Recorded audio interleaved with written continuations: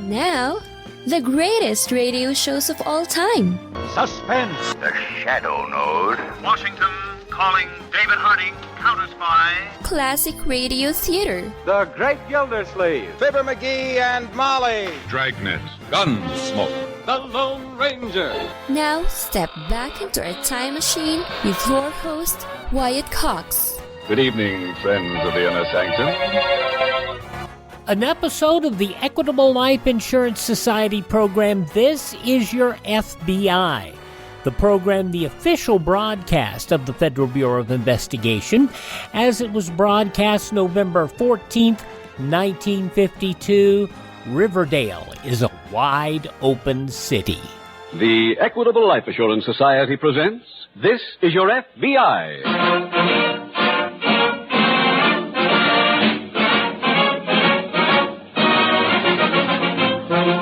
This is Your FBI, the official broadcast from the files of the Federal Bureau of Investigation.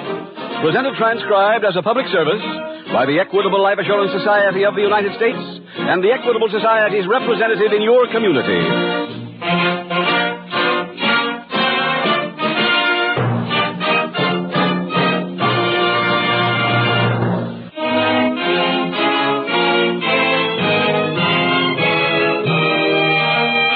Tonight, the subject of our FBI file, kidnapping. Its title, Wide Open City.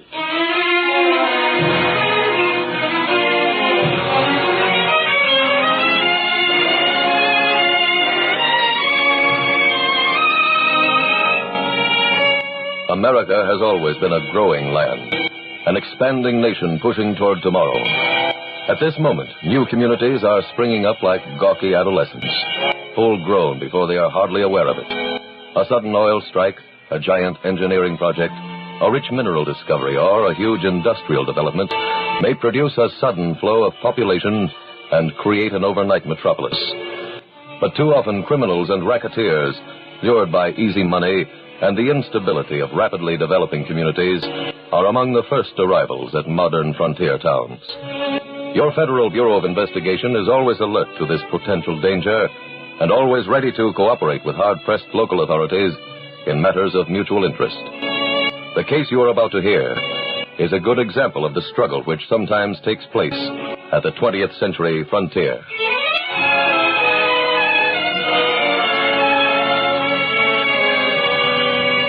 Tonight's FBI file opens on a riverfront wharf near a recently discovered oil field. Two men are loading heavy crates onto a motor launch tied against the dock piling. In the shadows of a nearby warehouse, a third man silently watches them. That's the last one, Andy. Okay, get ready to shove off. Hold up a minute, boys. I want to talk to you. It's a cop. Yeah, I'll try to stall. What's the trouble? You own this launch? Sure. What about these crates you're moving? They belong to Brad Waterbury. We've been hired to move them. I'd like to see your bill of lading. Now, look, we can't sit here all night, John. This is a rush job. Just come up here and show me your bill of lading, then you can get underway. Okay. Nothing but red tape every time a man turns around. Well, there have been several burglaries along the riverfront lately. I'm just... Stay where you are. Don't try to move that boat. Doesn't look like there's much you can do about it, mister. Well, maybe there's something I can do about you. Where's that bill of lading? You know, I just remembered. I left it on the launch. All right. You're under arrest. Well, what do you know?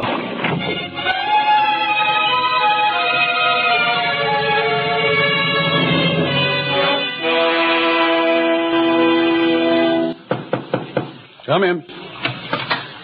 You wanted to see me, Chief? Oh, yes. Alderman Hendricks, this is Officer Wilton. How do you do, officer? How do you do, sir? Sit down, Jeff. Thanks. I'm sorry I haven't met you before, Wilton, but I've only been in Riverdale a short time, and what with running for election and organizing the new city government, well, you understand how it is. Yes, sir. Now, my boy, let's get right down to it. As you know, one of the reasons I accepted public office was because I felt we had to have some real law and order here. And that wasn't just campaign talk, I meant it.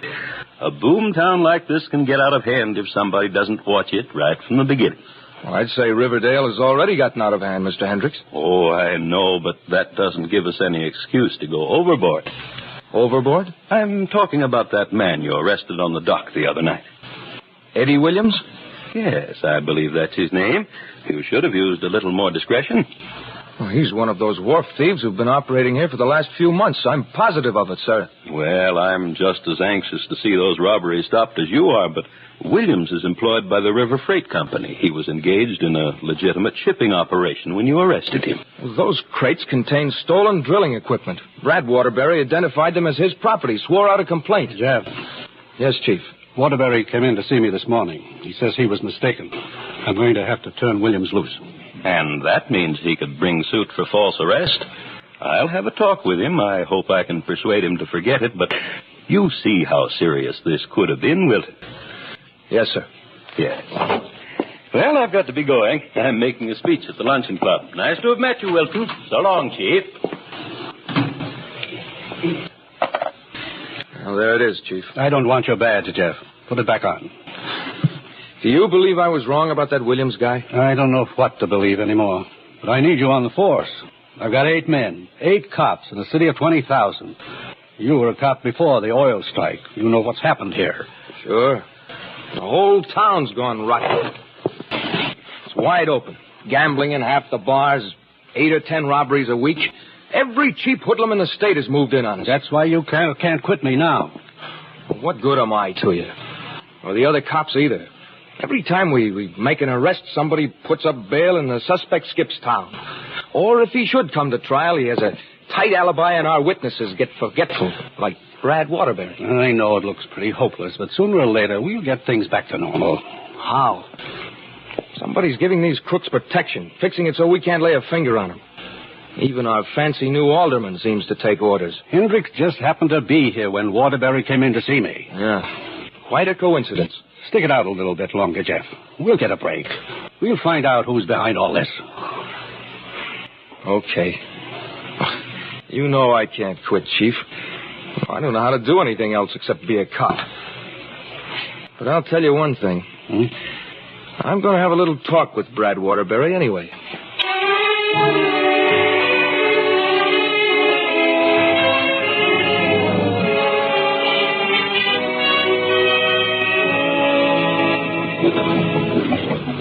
I made a mistake, that's all, Jeff. Anybody can make a mistake. You were pretty positive about those crates the other day, Brad. Well, they did look like my stuff, but, well, one piece of drilling equipment isn't much different from another. I should have made certain before I opened my mouth. Then those weren't your tools, is that it? That's it, Jeff. Who convinced you? Don't know what you mean. You reported a couple of burglaries before this one. Now, what if I did? Listen, Brad, if somebody's been putting pressure on you, tell me who it is. Hey, move those crates over there, fellas. Right. Jeff, why don't you take it easy? Look, I've lived here in Riverdale for over 20 years. Never made more than enough to keep my head above water. Now I'm making real money, selling everything I can get in stock. I like things the way they are. You like being robbed? I said I wasn't robbed. Not this time. But even if I was, what's a couple of crates of machinery, more or less? There's lots of other machinery, lots of customers waiting to buy it. I got no complaints. For the first time in my life, this town's doing me a good turn.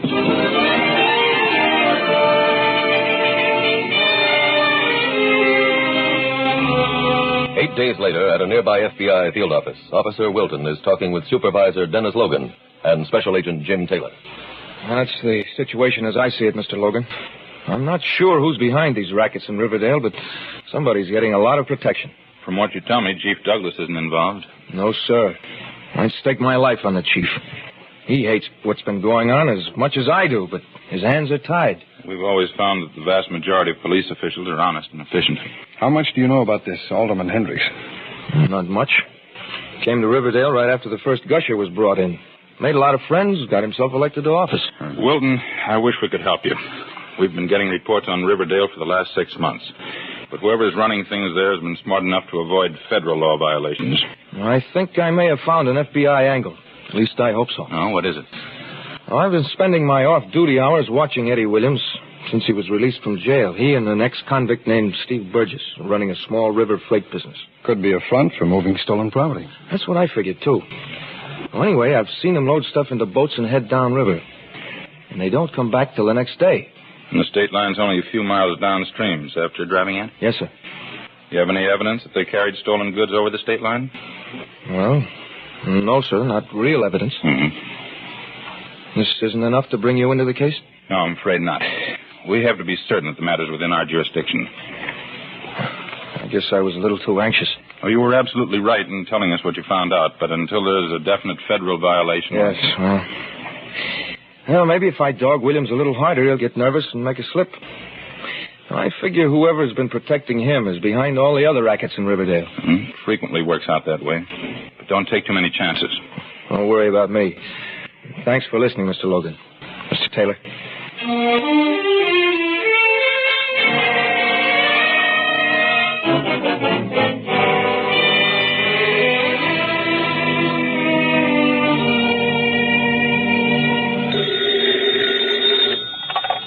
Alderman Hendricks speaking. This is Steve Burgess, Mr. Hendricks.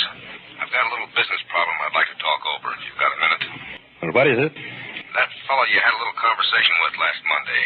The one who paid us a visit at the wharf. What about him? He's still devoting a lot of time to the neighborhood. Is he finding out any of our business procedures? I'm not sure. But by the way he keeps glued to us, he could. That mustn't happen, Burgess. What do you suggest? Can't you handle a little detail like this without coming to me?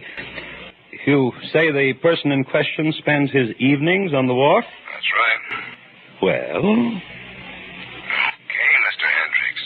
I just wanted to get your business opinion before I did anything. We'll handle it.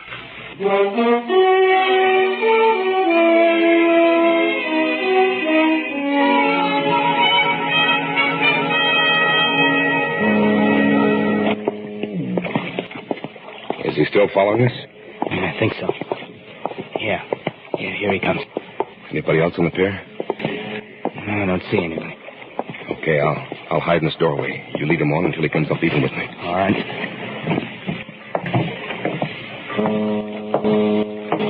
Something I can do for you, officer? No, I just like to come down by the river and sort of wander around. Do you have any objections? Why should I object? You got him cold, Steve. Help me put him in the boat. He says he likes the river. Let's find out how well he likes it.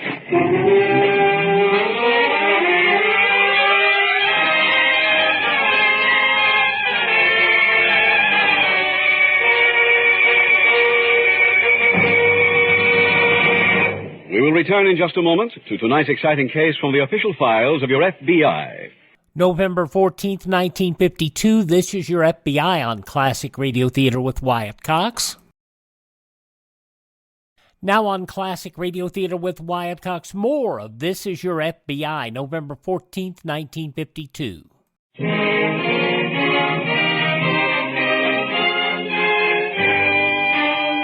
And now back to the FBI file, Wide Open City.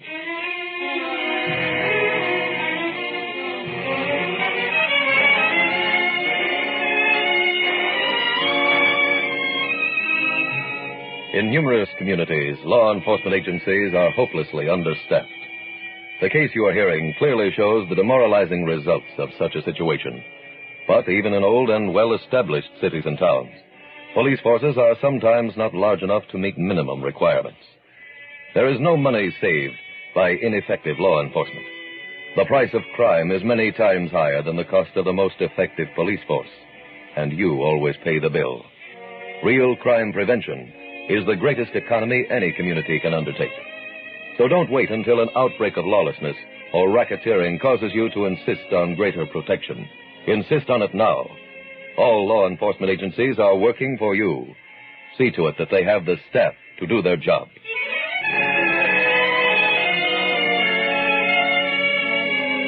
Tonight's FBI file continues the next morning at the nearby FBI field office. Supervisor Logan is sitting at his desk when Special Agent Taylor enters. You wanted to see me, Mr. Logan? Oh, Jim. You're driving over to Riverdale this morning, aren't you? That's right, sir. We got a tip some slot machines have been shipped in from back east. I'm going to try and run them down. Well, I may have to switch you on to something else, at least temporarily. Oh? Just had a call from Chief Douglas. Officer Wilton has disappeared. He didn't come home last night. What? So far, we don't know what's happened to him, and until we do, we can't move in. But check with the chief anyway. Sure. Maybe Wilton just ran into something suspicious. Stayed on the job. Yeah. I'll keep in touch, Taylor.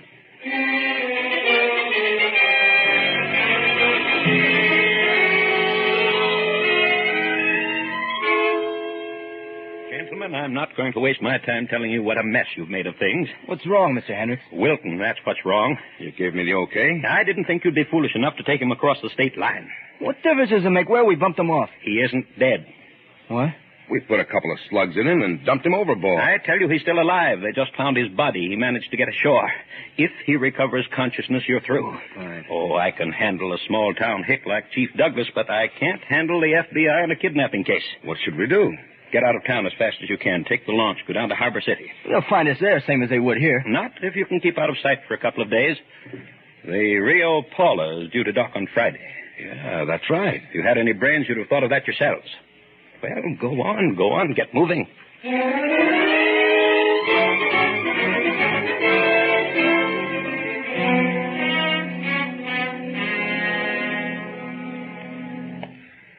Calling Dr. Ciancimino.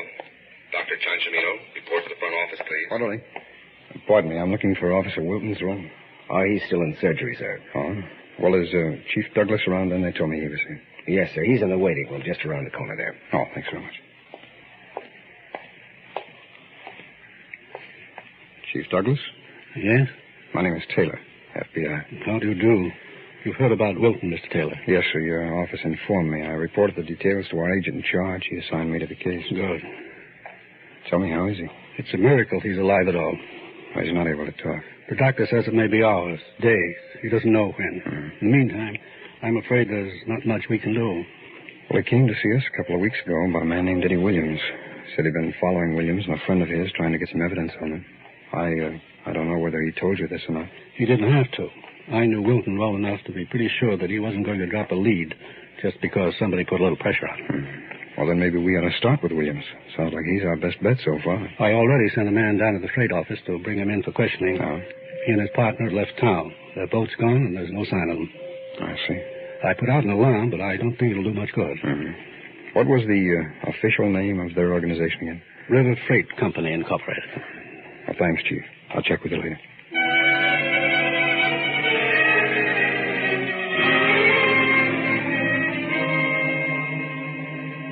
Logan speaking. Mr. Taylor, Mr. Logan. What's up, Jim? You remember Wilton telling us that Williams and his friend ran a freight service? Yeah. Well, I've been out of the bank going over the company accounts. Find out anything? Yeah, a couple of things. In the first place, the outfit doesn't show any income, just outgo. Oh? Yeah, it runs in the red about, $1,500 a month. Sounds like somebody doing some fancy bookkeeping. How do they keep making up the deficit? The company treasurer deposits a personal check about once a month. Treasurer? Yes, sir. Alderman Hendricks. I see. I thought I might have a talk with the alderman before I come back to the office tonight. Well, use your own judgment. I'll be working late tonight myself. If you want to get together... All right, sir. I'll bring the records and any information I can dig up.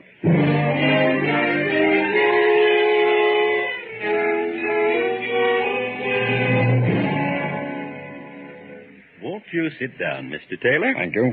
I'm frank to admit I don't know why an FBI agent would want to talk to me, but if there's anything I can do for you... Well, I'm working on the Wilton case. Oh, a great tragedy, Mr. Taylor, but I suppose it's the price that has to be paid for law and order. Mr. Hendricks, do you know a man named Eddie Williams?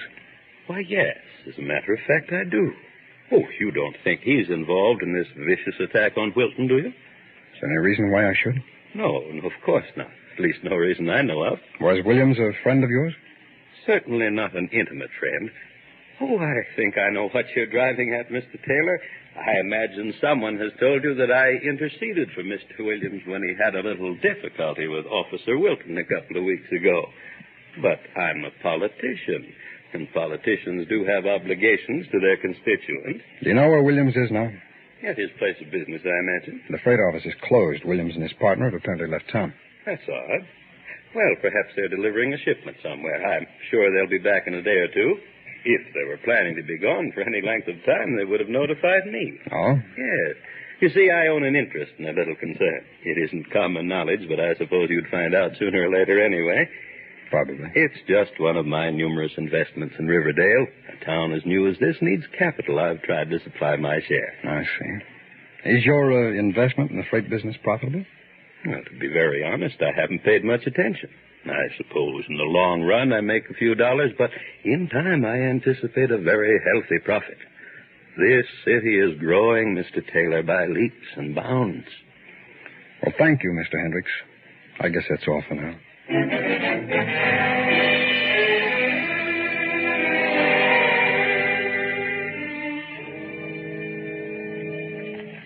The conclusion of This Is Your FBI from November 14th, 1952, along with another episode of Captain Midnight, follows these important messages. You're listening to Classic Radio Theater with Wyatt Cox on your favorite station.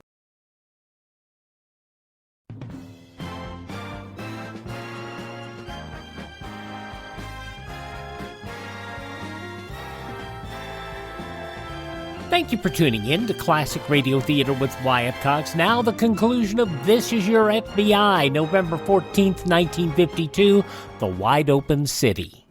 And these are the monthly bank statements, Mr. Logan. Mm-hmm. Here's the canceled checks. Oh, yes, and these are Hendricks' bank statements. That's quite an account, huh? He also has a safety deposit box. I imagine it's bulging, too. Now, I've consolidated the company checks for the last 6 months on this ledger.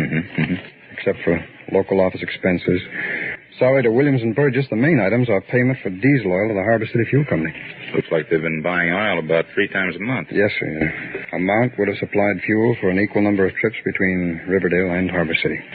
And we can be pretty sure that's where they've been getting rid of the stolen machinery. Well, I've called the Harbor City Police and our field office there.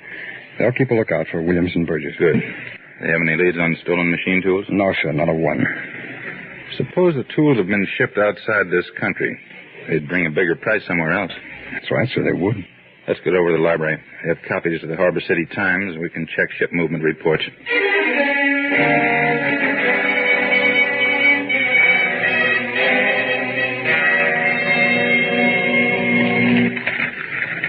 Here we are. When was the oil purchase last month?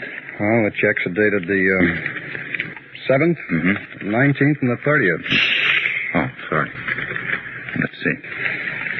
In the week of the 7th, SSTL Jackman sailing for Hawaii, the Rio Paula for Central America, the Bessie L for Argentina, and the Phillips and Queen for Antwerp. 19th, you said? That's right, sir. And none of the same ships seem to be in port. Wait a minute.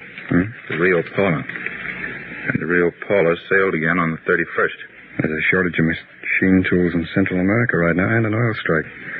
They'd need the same kind of equipment that's being used in Riverdale. Where's the last issue of the Harbor City Times? Here, sir. Thanks. And the Rio Paula's in port now, due to sail tomorrow morning.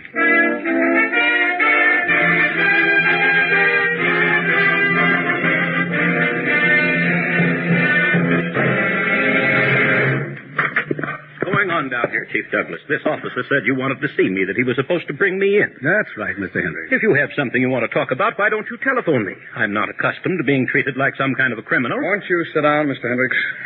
Well, I might have expected some kind of nonsense from the chief, but I always heard the FBI was careful and efficient.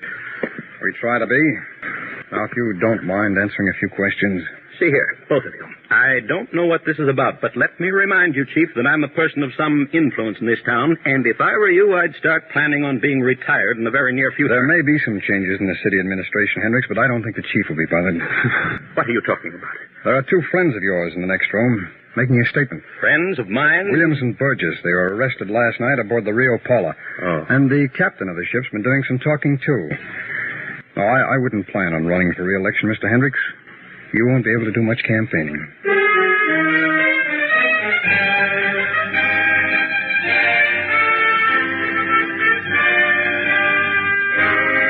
Eddie and Steve were tried in federal court and found guilty of violations of the federal kidnapping statute. Each received a life sentence in a federal penitentiary. Hendricks was also convicted in federal court and was sentenced to a term of 20 years in a federal penitentiary.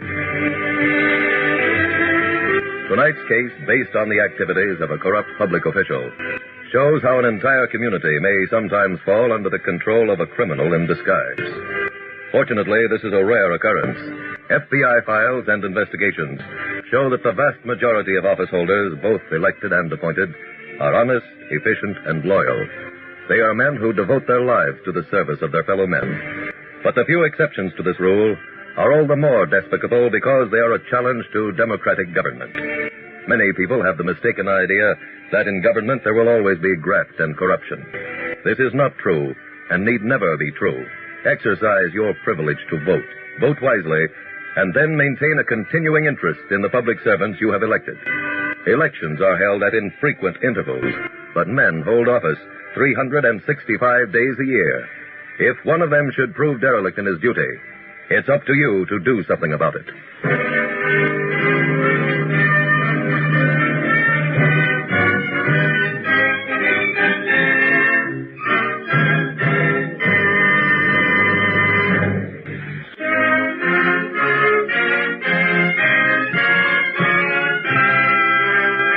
Next week, we will dramatize another case from the files of the Federal Bureau of Investigation. Its subject, Flight to Avoid Prosecution. Its title, The Swamp Killer. The incidents used in tonight's Equitable Life Assurance Society's broadcast are adapted from the files of the Federal Bureau of Investigation. However, all names used are fictitious, and any similarity thereof to the names of places or persons, living or dead, is accidental. Tonight, the music was composed and conducted by Frederick Steiner. The author was Frank Burt. Your narrator was William Woodson, and Special Agent Taylor was played by Stacey Harris. Others in the cast were Herb Butterfield, Tony Caruso, Eddie Firestone, Lou Merrill, Steve Pendleton, Barney Phillips, and Warren Stevens. This Is Your FBI is a Jerry Devine production. This is Larry Keating speaking for the Equitable Life Assurance Society of the United States and the Equitable Society's representative in your community, and inviting you to tune in again next week at the same time. November 14th, 1952. This is Your FBI on Classic Radio Theater with Wyatt Cox. Now on Classic Radio Theater with Wyatt Cox, another episode of Captain Midnight, November 14th, 1939, Where is Dolores? And this time I'm going to keep the first commercial in and remove the second one just to make sure we can get it all in here.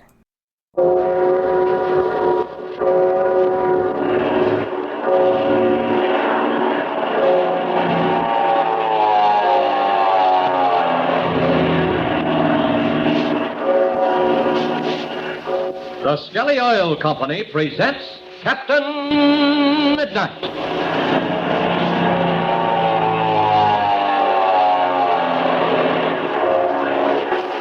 Captain Midnight, brought to you every day, Monday through Friday, at this same time, by the Skelly Oil Company, Skelly jobbers and dealers. Dad, can I get some Mexican jumping beans? Mexican jumping beans? Why, son, how on earth could I get you anything like that? I don't believe I've ever seen one, to say nothing of knowing where to buy such a thing. But they have them right down at the Skelly service station. Mexican jumping beans at the Skelly service station? Now, wait a minute. What is this? It's the truth, Dad. And that's not all. I can get a whole bag of them and a swell jumping bean game besides, absolutely free, just because I belong to Captain Midnight's 1940 Flight Patrol. Well, say, let's drive over to that Skelly service station right now. You've got me all excited about this. Oh, gee, Dad, that's swell.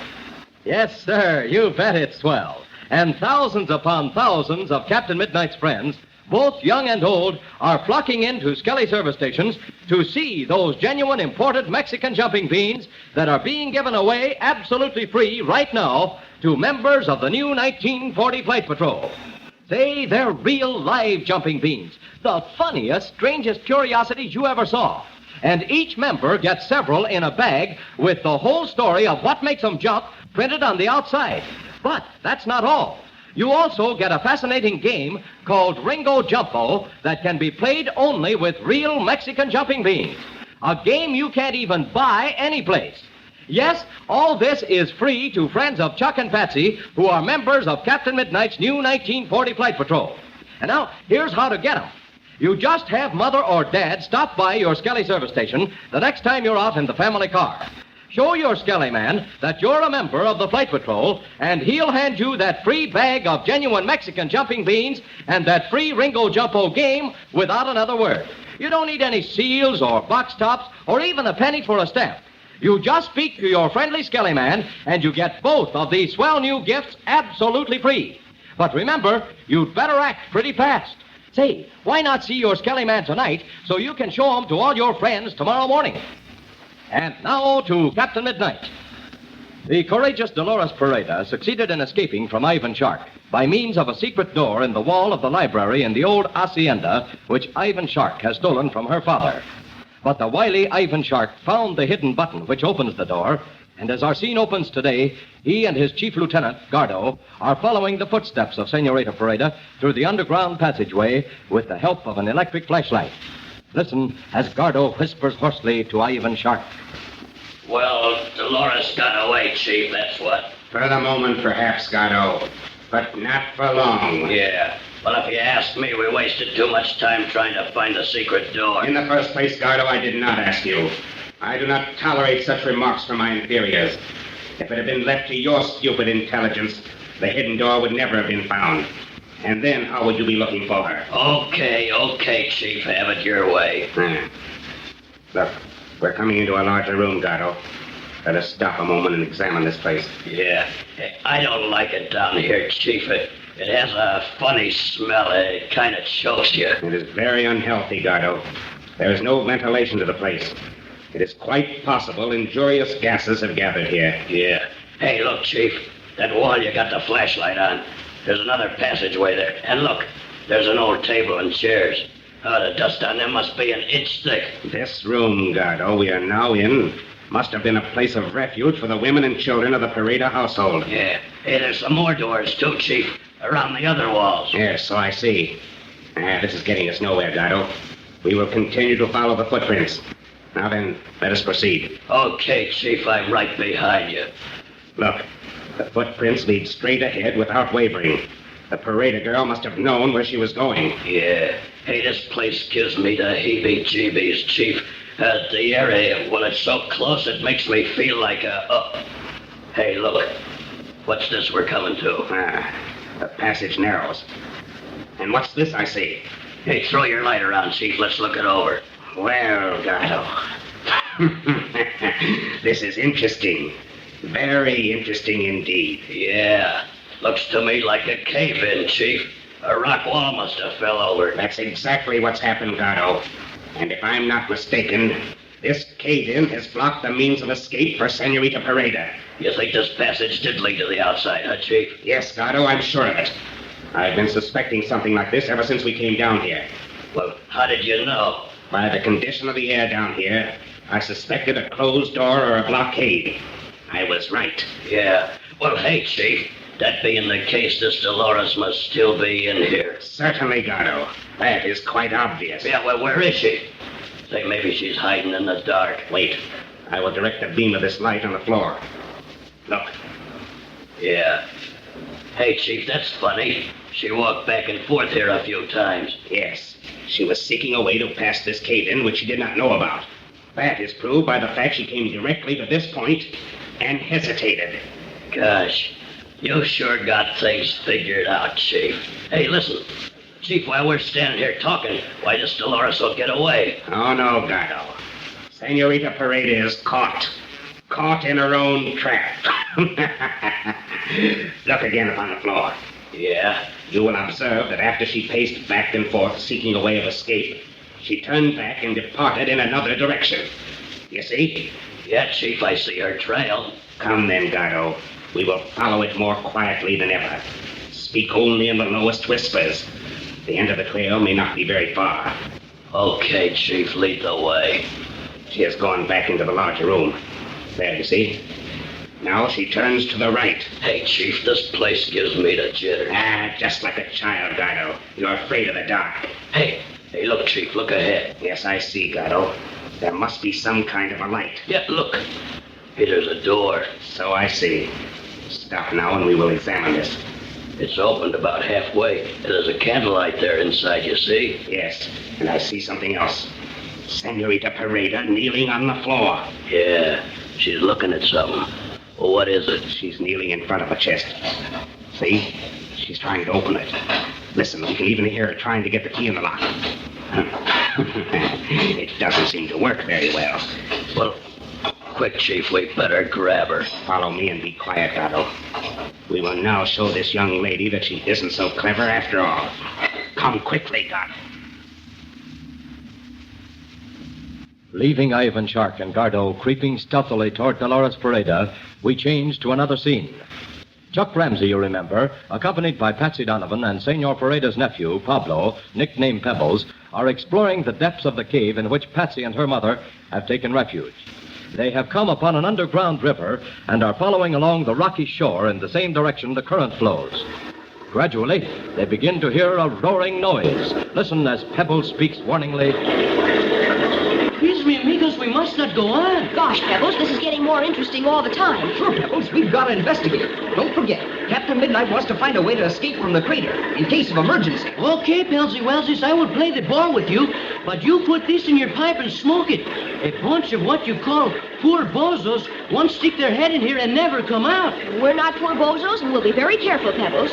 And anyway, we ought to find out what causes this noise. Sure, we've got to do that. I'd never forgive myself if I went back without finding out. If you ask me, it sounds like a waterfall. Either that or a rapids. Well, don't forget me, amigos. You will stick the noses in too far and maybe get in trouble. Well, come on now, Pebbles. Just a little bit further. Now listen to me, you two. If that noise we hear is a waterfall, it probably means that this stream comes out into the open. Gee, that's right. I'm going to put this torch out. Oh, no, Chuck. If you do that, then we will be in the blackness. But that's just what I want, Pebbles. If there's daylight ahead, we can't see it very well while this torch is burning. Just a minute while I stamp it out. There. Gosh, it's sure dark now. Yeah, this is no good, I am telling you. Hey, you two, look ahead. Looper loops, Chuck, you were right. There is daylight ahead. Come on, you two. Follow me. Come on, Pebbles. I call me amigos, but I do not like it. It's getting lighter all the time. Yeah, it's getting lighter, but the rocks are getting rougher. Look out, Chick, or you will slip and fall. Oh, no, I won't, Pebbles. I can climb like a mountain goat. Gosh, look ahead. I can see a little patch of blue sky. A little bit more, we'll be in broad daylight. This is the most wonderful thing I ever saw in my life. Look how that water shoots out between the walls. We must be close to the falls. Hey, listen to that noise. Oh, please me, amigos, let us stop. Gosh, Pebbles, we can't quit now. We're just coming to the most interesting part. Hey, come on, you two. The falls are just ahead. Gee, Chuck, look how the cave widens out. Watch the step, Chuck. Oh, I'm all right, Pebbles. Come on. I come, but I... Up here. You too, Patsy. We'll stop and take a look. That's the stuff, Chuck. Do not go ahead. Gosh, Chuck, look out there, through the opening. Isn't it marvelous? Oh, boy. Wait till I tell Red about this. Do you think there's a way out of here, Chuck? I don't know, Patsy. We'll have to find out. Now I remember this place. Down below us, very long ways, is the jungle. The jungle? Gee, I don't see it. Well, that is because you cannot look directly below you. Look, Chuck, there's a great valley ahead of us. We must be several thousand feet above the bottom. Gee, you know what, Patsy? This water comes out of the side of the mountain and falls down into the jungle below. If we could only see straight down, it'd be a marvelous sight. See, but you must not go further. You will fall down. Gee, Pebbles, what is below us? At the foot of the falls, mi amigo, there is the old, what you call it, temple. A temple? See, is that what you said, Pebbles? See, mi amigo, the very, very old temple. But what kind of a temple, Pebbles? Once upon a time, many, many years ago, there are the people here what you call the Aztecs. Blazing beacons. Aztecs. Why, I've heard of them. Oh, sure, mi amigos. If you read about the history of Mexico, it is the since you read about the Aztecs. But why did they have a temple down at the foot of the falls, Pebbles? Ah, mi amigo, that is most important.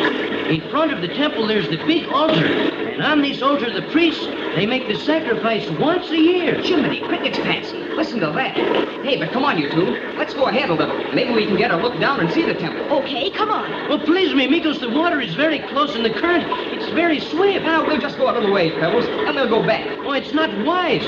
The rocks here, they're very slippery. If you lose the footing and fall into the water, it is what you call, well, just too bad. Now, we'll be all right.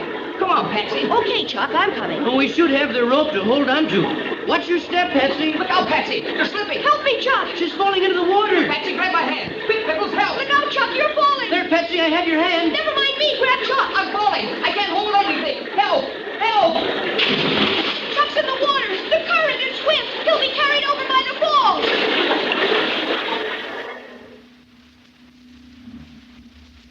Well, Chuck is in terrible danger. Perhaps he should have heeded Pablo's repeated warnings. What can Patsy and the Mexican boy do to help him? Tune in tomorrow to Captain Midnight. Can Patsy and Pablo save Chuck being swept over the brink of the waterfalls in the inky blackness? Every instant counts in the saving of Chuck's life. Can they rescue Chuck? Be sure to listen tomorrow. Until then, this is Don Gordon, your Skelly Man, saying goodbye and happy landing!